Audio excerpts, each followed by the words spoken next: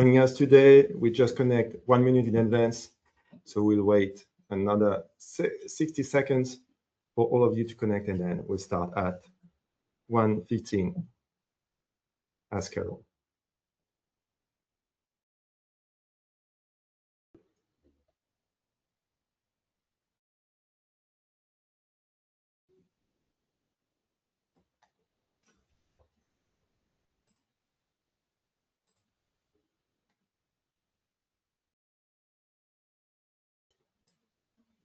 Okay, cool.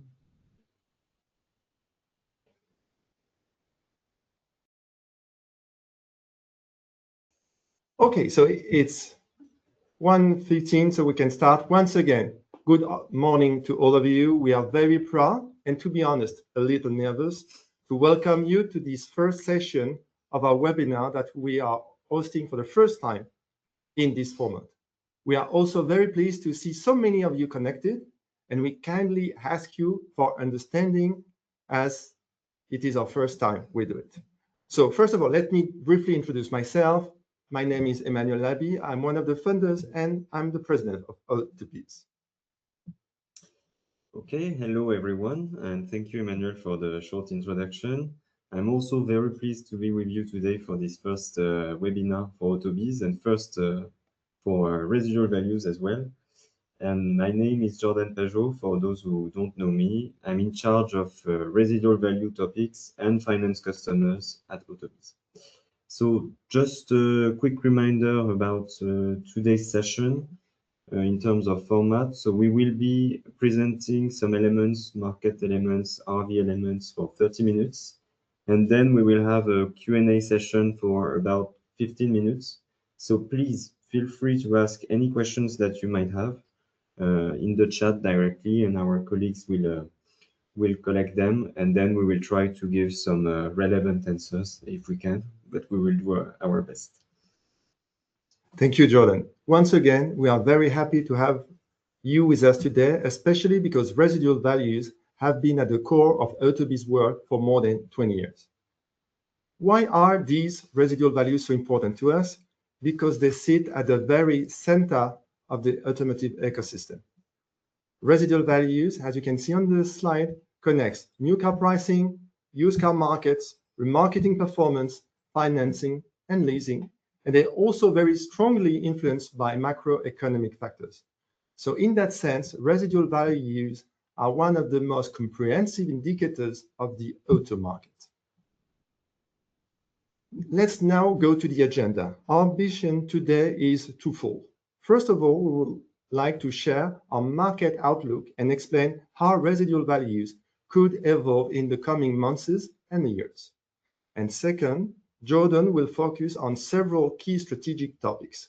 He will illustrate concrete use cases and best practices on better understanding, controlling, and managing residual values across the topics shown on the previous slide. Exactly. So as you understand, residual values is a very strategic topic for autobiz, especially for the year 2026. So that's why we are very happy to discuss it today with you. We try to think of the most relevant topics, but you will have the opportunity also to give some feedbacks after that. So one thing also, we wanted to start with a thank you. We are very honored by the number of inscriptions that we received and by the number of participants. So we will try to make it worth it. And for today's session, and also for the session to be interesting, we want it to be as interactive as possible. So that's why you will start with a QR code that you will see on your screen. And I invite you to flash it and to answer to this first question.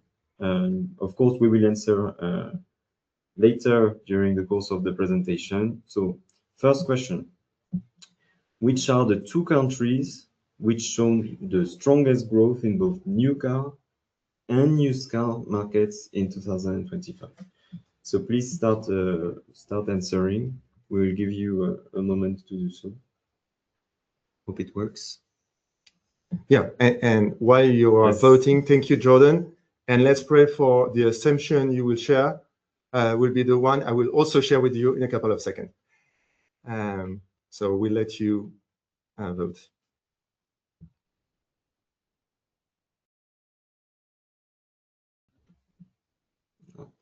Oh, yes.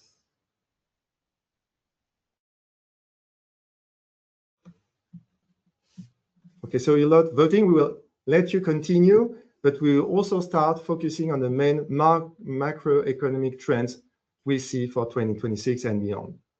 And again, after that, Jordan will present you with our residual value projection for 2026, as well as the first practical use cases. So let's start with macroeconomic trends. These factors are a key foundation of our residual value work. At autobiz, we publish a quarterly residual value report, largely based on those macroeconomic analyses. This is what I will briefly summarize today.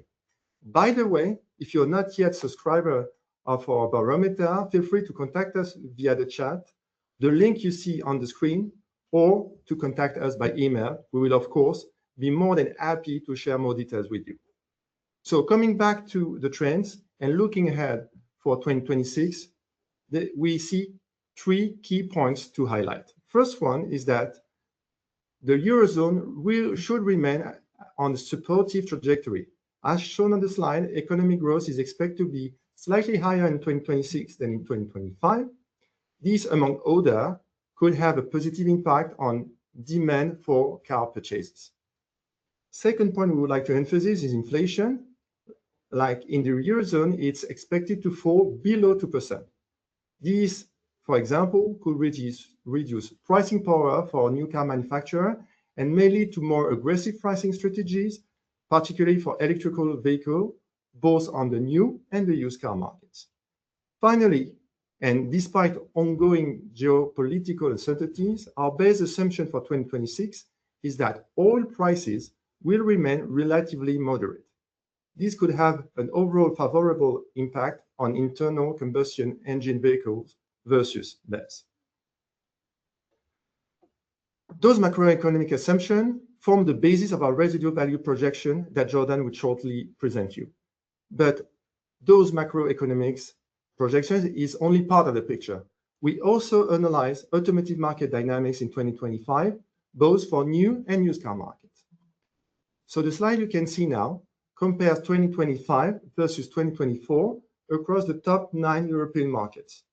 On the horizontal axis, you see the new car market dynamics in 2025 compared to 2024, and we apply exactly the same approach for the vertical axis, but in that case, for the used car market.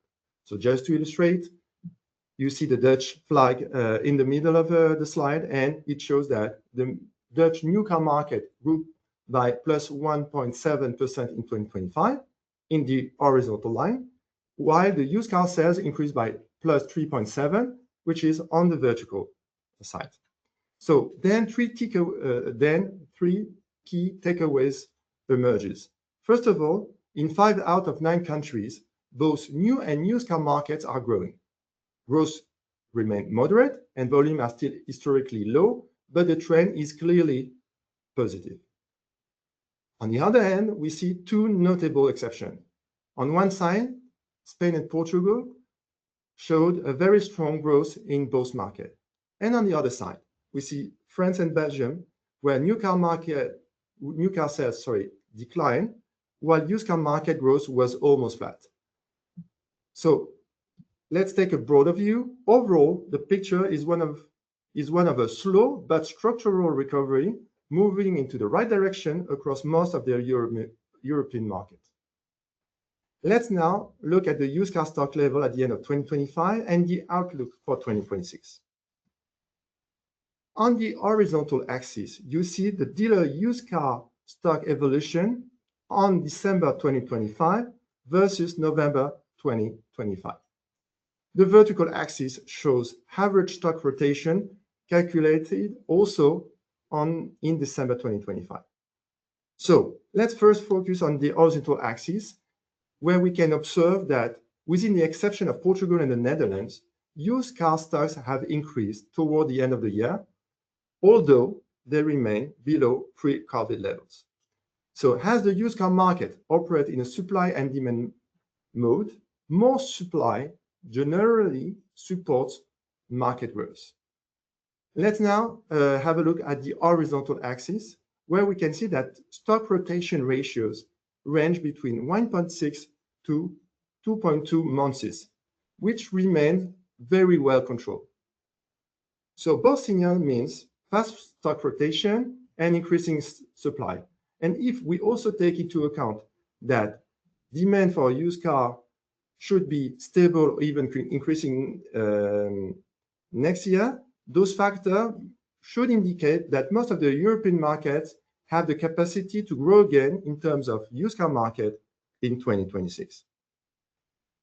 So with this market and macroeconomic context in mind, I will now hand over to Jordan, who will present you residual value projection for 2026 and beyond, as well as first concrete cases.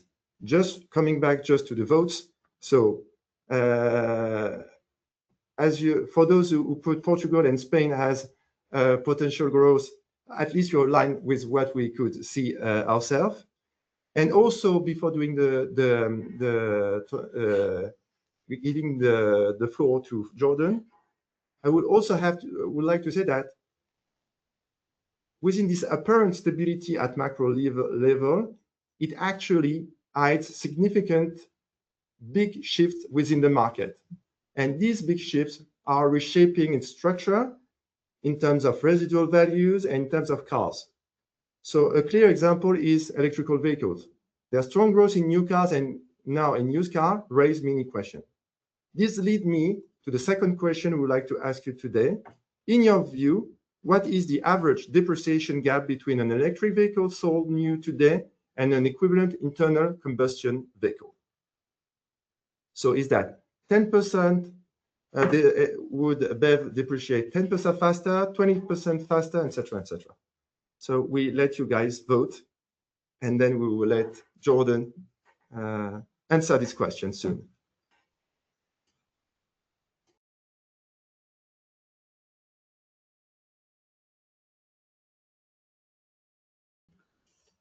Right.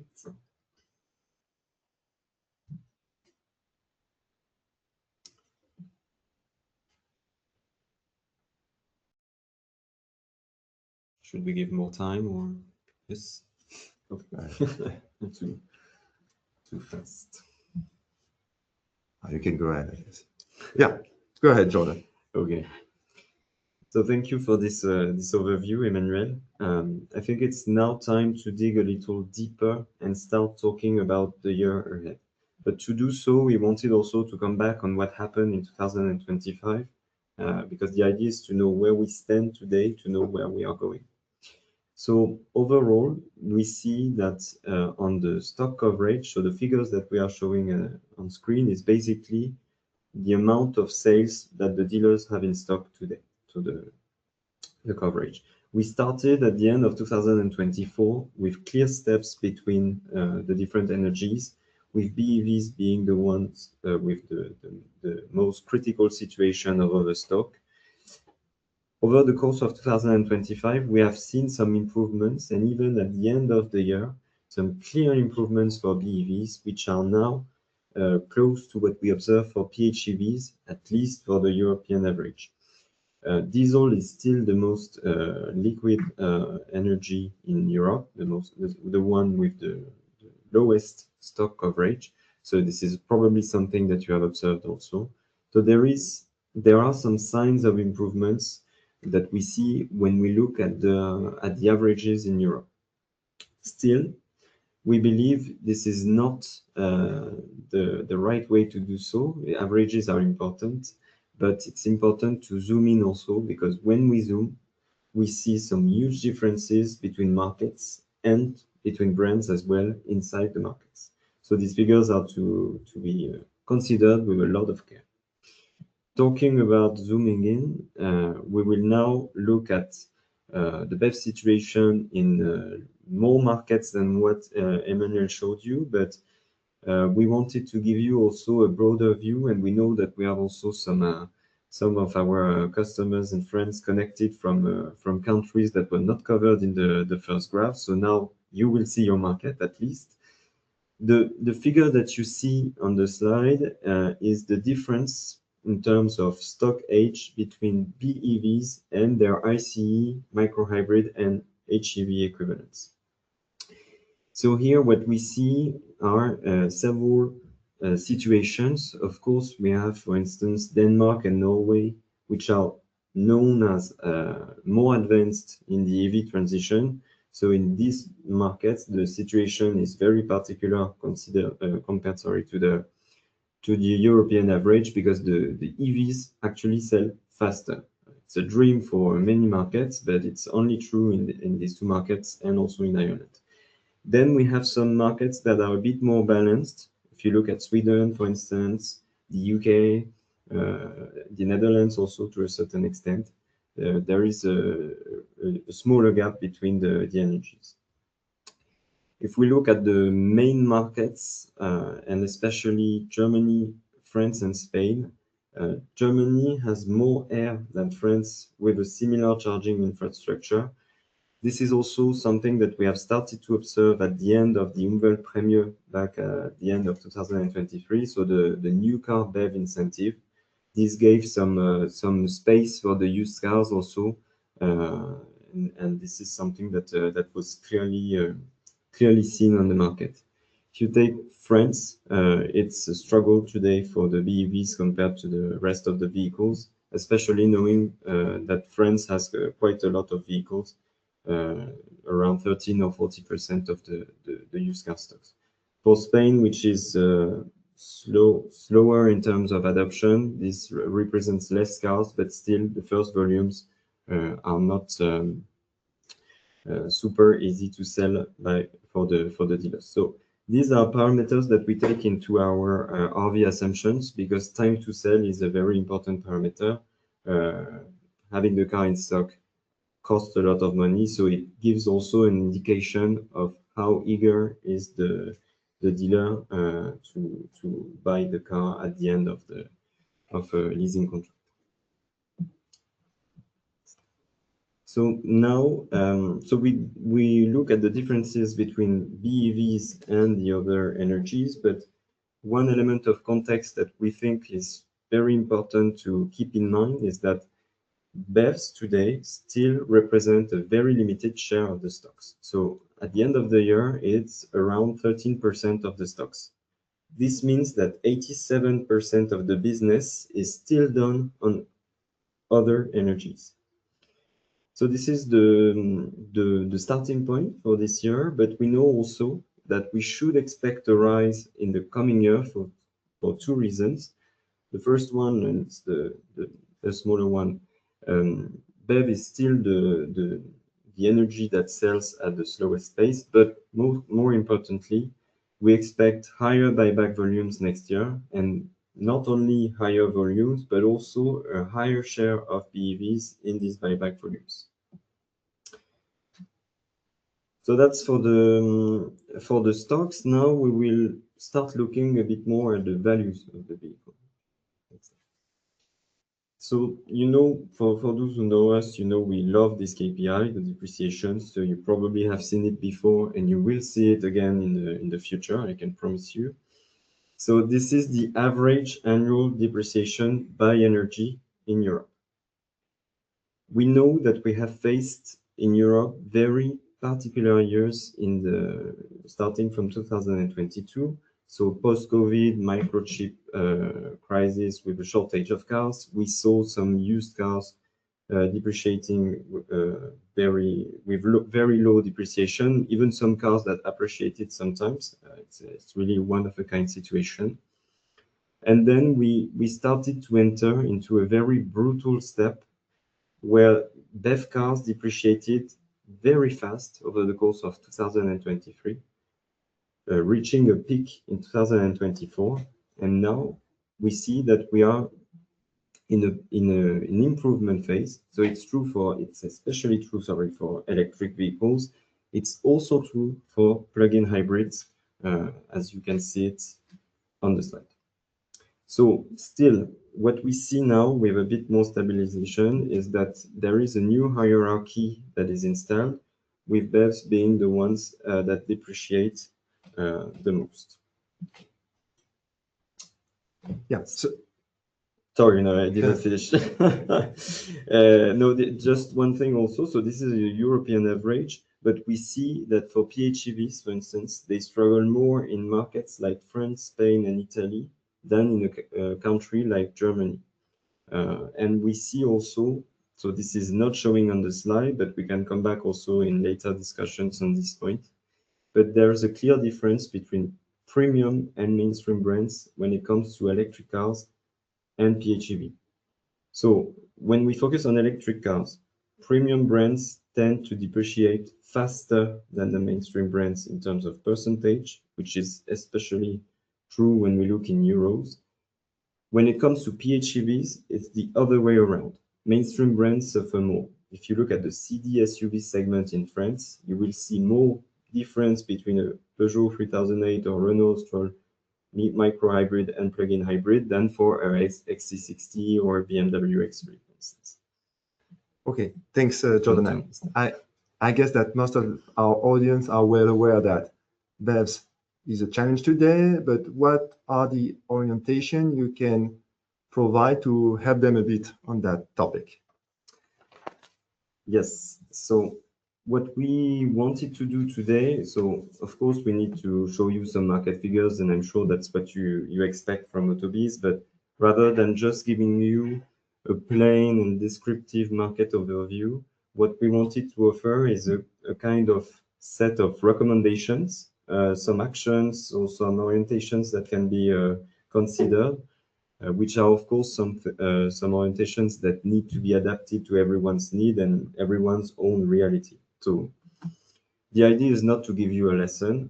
That's absolutely not the autobiz style, but we are lucky enough to be in a central position in the automotive market, discussing with many players, many profiles, OEMs, dealers, captives, banks, leasers, and so on, and also many brands. So we hear a lot of things, and we try to take advantage of it and also cross it with the data that we have to try to formulate these recommendations. For us, 2026 will be about finding the right balance. What does it mean? It means that we foresee two main types of actions. The first one will be to try, and I insist on trying, to limit the losses on battery electric vehicles. So even though your mics are off, I can hear some of you saying, but how would you do such a thing? Is it a magic trick? No, we are not magicians. The idea is just, if we start from what we have said before, we saw that in almost all European countries, battery electric vehicles stay longer in stock. This means something very important, and it's one of the alerts that we want to raise as well. There is a lot of money, a lot of capital tied up, staying in the stock, so it's a threat for the dealers. And it's especially true if we consider that the BEVs are usually more expensive than the ICE equivalents. But what do we see in parallel? And that's what you see in the blue graph. This is the volume of pricing activity that we observe in Europe since 2021. You can clearly see that the volume of activity exploded over the course of the last years, which means that the prices are changed on a much more regular basis. So the new 2025 confirmed this trend. The new trend is that the prices change more often, but they also change a bit less.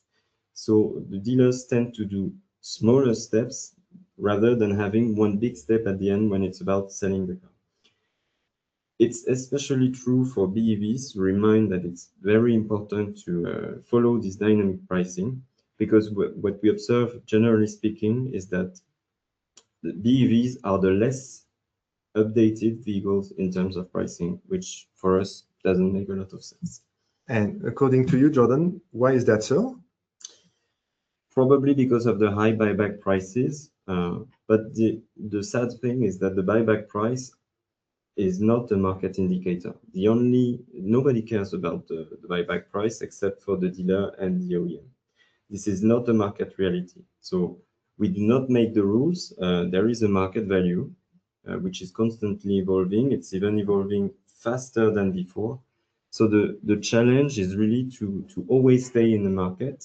And by that, I mean starting at the right price and making sure that there is a dynamic pricing with prices update on a regular basis, at least once a month. So you understand that our position is not to be over optimistic or fatalistic. We prefer to remain realistic and pragmatic and try to give orientation. So that's what leads us to the second orientation, because the question is how to balance these losses out. And how do we do that? We do that by seizing all opportunities that we can find on the used car market. And there are some. Just a reminder, I said it already, but I will repeat it. 87% of the business is done on non-electric vehicles. So it's in this 87% window that we need to find all the opportunities, even the smallest ones, to find money to balance out the BEV loss. So here it's just an example, but it's an example of Toyota Yaris Cross in Spain, sold by the Toyota franchise network. What strikes us directly when we look at the figures is that the market gap, so the difference between the average, the price provided by the network and the market value for this car is 500 euros, which means that the Toyota network sells 500 euros below the market price for this car, which is Toyota. And we also see that they sell in 51 days, which is 2 weeks below the average of the Toyota network. So when you cross these figures, you see that the car is selling fast and it's not selling at the potential of the market value. For us, there is a pricing opportunity. It's important because we need to have a permanent monitoring to identify all the low signals behind the averages that I mentioned just before. All right, so what does it mean also for RV? So for the RVs of 2026, meaning the buybacks that you will have for the upcoming year, actors from the automotive sector this year will face the strategy that they have applied in 2022 and 2023. So basically, the strategy of 3 to 4 years ago will be the remarketing of tomorrow. The context, we've seen it before, was a bit special because the depreciation rates were abnormally low, but it's also important also to look back sometimes and look at what happened on the market aside from these figures to understand where we are now and understand the necessity of having some stability also in the RV setting. I took the example of a Renault Megane E-Tech in Germany, so an electric car. Since the launch in 2022 and 2025, I have listed some of the elements that might affect the RV.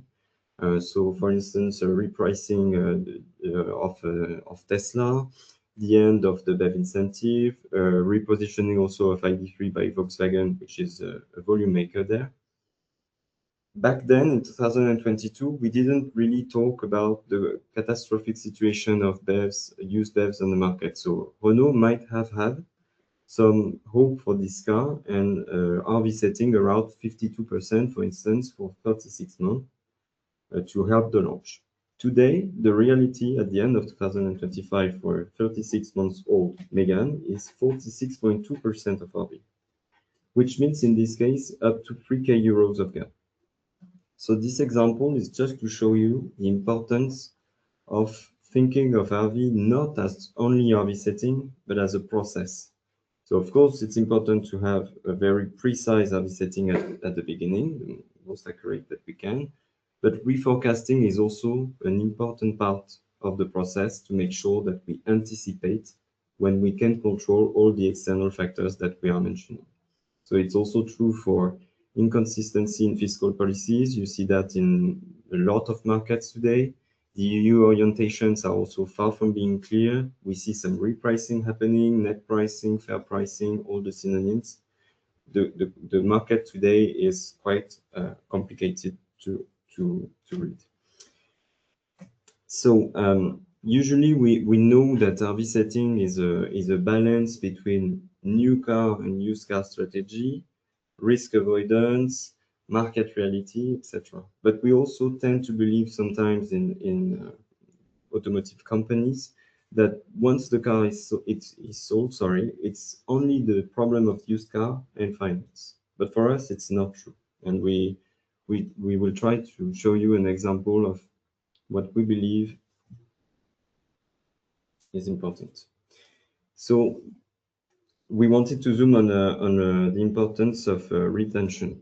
So here is an example of a French, it's a French example of Volvo EX40 compared to Q4 e-tron. Basically, I will not burden you with too many figures, but we see that on one hand, Volvo has 74% of the vehicles, while Audi only has 43%. It means that Volvo controls the price and the situation of the used cars in its own market. And the result is a retention that is far below the other model, a market gap that is higher, and also a good dynamic pricing. What is important for us in 2026 is to start launching end-to-end RV management, not only thinking about the first cycle, but also taking into consideration other factors, working hand in hand with the network to have stock financing schemes, but also start working for real on used car leasing. So we know it's something that has been a wish for years, but now is the time to launch something for real. Two main aspects for that. We will have to see how competitive leasing rates can be offered on one hand, and also work on accurate second cycle RVs, especially because above 5 years, dealerships tend to not be so used to this profile of vehicles. And the idea, the effect is to protect the brand value in the long run, so everyone wins. Thank you very much, Jordan, for those valuable insights. We are almost on time, so we will take the last 30 minutes to address your questions. Some of them have already been submitted, but you can still and now submit any question you would have. Our colleagues with us in front of us will consolidate the most frequent one, which we'll share in a few seconds so we can briefly respond and give you our perspective. While you're asking your last question, we would just like to share with you two last topics. First of all, here are the key takeovers we would like to share again from our webinar. The first one is that the market looks stable, but it's moving underneath. Second, those micro movements are not noise or issues, they are opportunities. Third one is that in 2026, the priority is RV damage control. And the last one is you don't fix RV losses with hope, you fix them with repricing. So really the four key takeover of this webinar. Second of all, before answering the question, and then I'm looking at my colleagues in front of me, we will also would like to share that just after the meeting, you will receive a satisfaction survey. Please feel free to share your feedbacks and suggestions for improvement. More than ever, we will be more than welcome to get your input on topics you would like us to cover in more depth in our next edition planned for the second quarter of 2026. So, a couple of questions maybe. PHEV into BEV, it's more for you. For which? This one. No, this one. No, okay. So we look at PHEVs, but we just decided to focus on BEVs on this point. If you have some specific question on PHEVs, we have the figures. We can share them afterwards. It's just we decided not to put them in the course of the presentation, but we can do the same exercise, of course.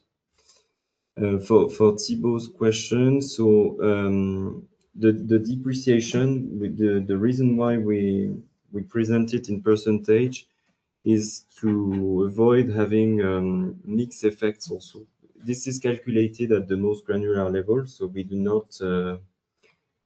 we do not mix cars between them. We look at one specific version or at least one specific engine for a specific car. So we calculate this with percentage, but we can re-express it in euros. It's just that that percentage for us helps having the same basis everywhere. But we can also re-express it here.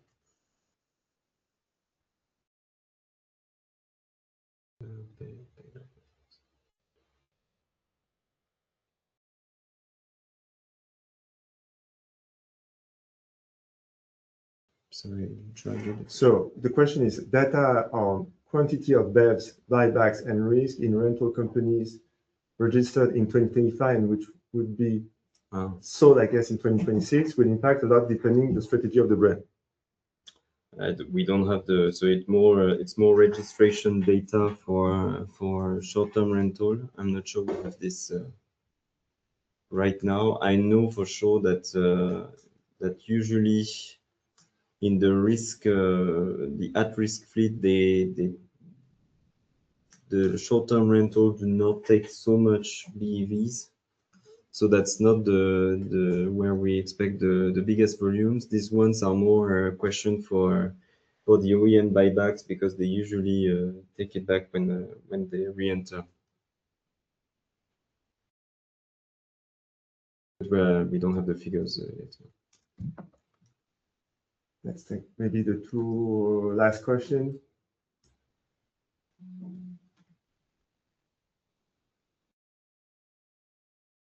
Or not? What? Or not? No, You can read. so what is your suggestion in case petrol and diesel used car sales, even with a positive market gap, do not enable us to recover the loss on BEVs? Again, well, I like your question, Albo. Again, what we said is that it's a suggestion. The idea is not that it will be balance out everything, but really we see that for some brands at least there is room for counterbalancing. Doesn't mean that 100% of the loss will be covered. In the case of Switzerland, I know that you do it right at BMW, but maybe we need to zoom in on some elements. Okay, let's maybe take the last question. So.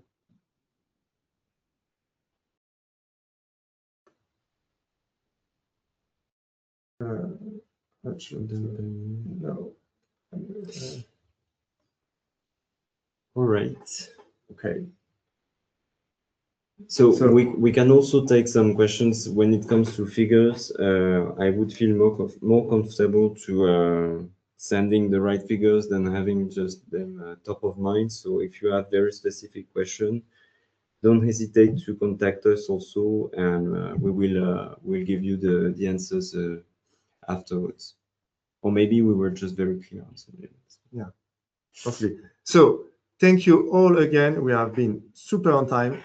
Thank you all for being connected today. We look forward to seeing you on Q2 with a new edition of this webinar. Thanks again and have a great day. Thank you. Bye-bye.